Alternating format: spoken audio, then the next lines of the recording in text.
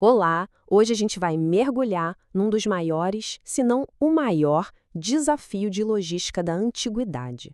Um projeto para mapear e dividir uma nação inteira. E tudo isso há mais de 3.000 anos. Ok, então vamos lá. Pensa só na tarefa de dividir um país inteiro de um jeito justo para milhares e milhares de pessoas. E o detalhe, sem satélite, sem GPS, sem drone, nada disso. Como é que se faz uma coisa dessas? Pois é, essa era exatamente a situação que a gente encontra lá no livro de Josué.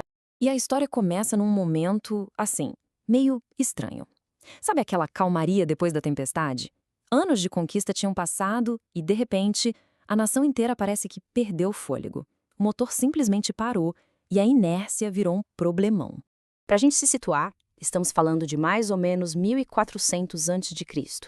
A Terra Prometida, em grande parte, já tinha sido conquistada. O povo estava todo reunido em Siló, que era tipo o centro de tudo na época.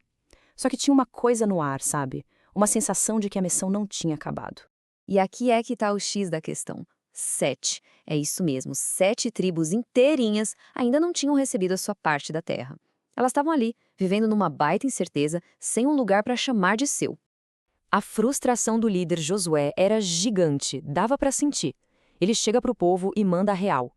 Até quando essa negligência para tomar posse da terra que o Senhor, Deus de seus pais, lhes deu? O recado era claro, a urgência era total e essa inércia precisava acabar para ontem. E a resposta de Josué para isso tudo não foi só dar uma ordem militar, não. Foi um plano, nossa, um plano audacioso, uma solução super inovadora, quase de engenharia e administração mesmo, para resolver essa crise nacional. O plano de Josué é praticamente um manual de gerenciamento de projetos, sério.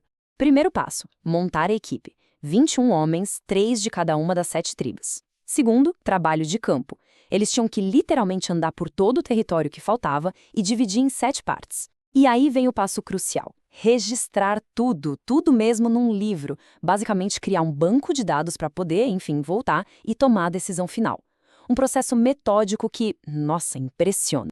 Agora, para a gente entender o tamanho da coisa, é bom lembrar quem não entrou nessa divisão. As tribos de Judá e de José já estavam de boa, estabelecidas no sul e no norte. A tribo de Levi, por serem os sacerdotes, não receberia a terra. E ainda tinham outras 2,5 tribos que já tinham se assentado lá do outro lado do Rio Jordão, a leste. Ou seja, esse plano todo era focado especificamente nessas 7 que ainda estavam esperando.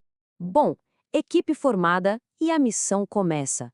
E esses 21 homens se tornam pioneiros, mas não pioneiros de conquista com espada na mão, e sim de mapeamento. Eles estavam literalmente desenhando o futuro de suas famílias no papel. Imagina só a tarefa dos caras. Era gigante. Eles precisavam caminhar por toda a terra, observar cada detalhe, cada rio, cada montanha.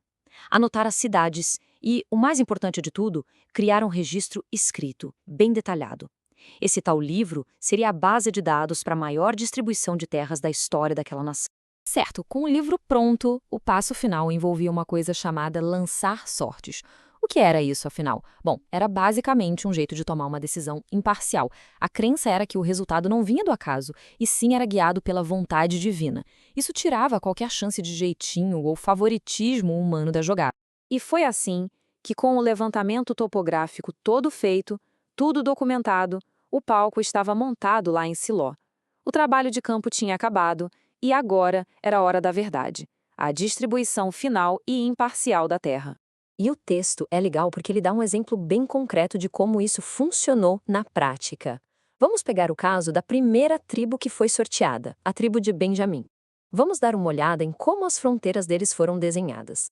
É como se a gente estivesse seguindo os passos desses cartógrafos antigos.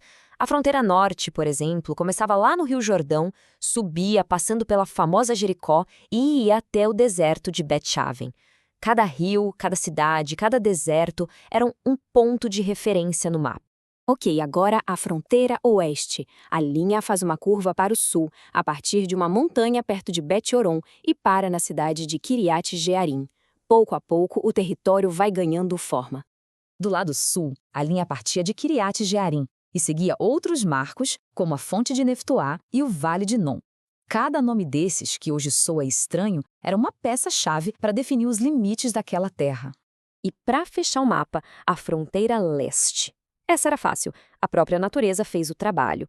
O Rio Jordão servia como o limite natural. Pronto, o território de Benjamim estava, enfim, todo desenhado.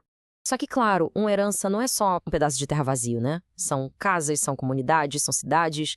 E o levantamento também foi nesse nível de detalhe. Listou os centros urbanos que ficavam dentro dessas fronteiras.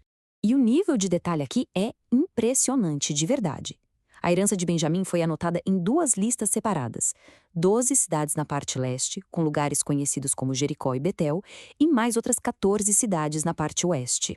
Só que no meio da segunda lista, quase perdido ali, como se fosse uma nota de rodapé, tem um nome que ia ecoar por milênios de história. E tá lá. Entre os nomes aparece Jebus e logo em seguida uma observação entre parênteses, que é Jerusalém. É isso mesmo. A futura capital, uma das cidades mais importantes da história do mundo, está ali, listada quase como se não fosse nada, na herança de uma tribo relativamente pequena. Então, no fim das contas, o que a gente vê é isso, um levantamento topográfico, no livro de registros e um sorteio. Seria esse processo tão antigo, essa mistura de logística detalhada com fé, uma espécie de planta baixa para construir uma nação? Fica aí a reflexão.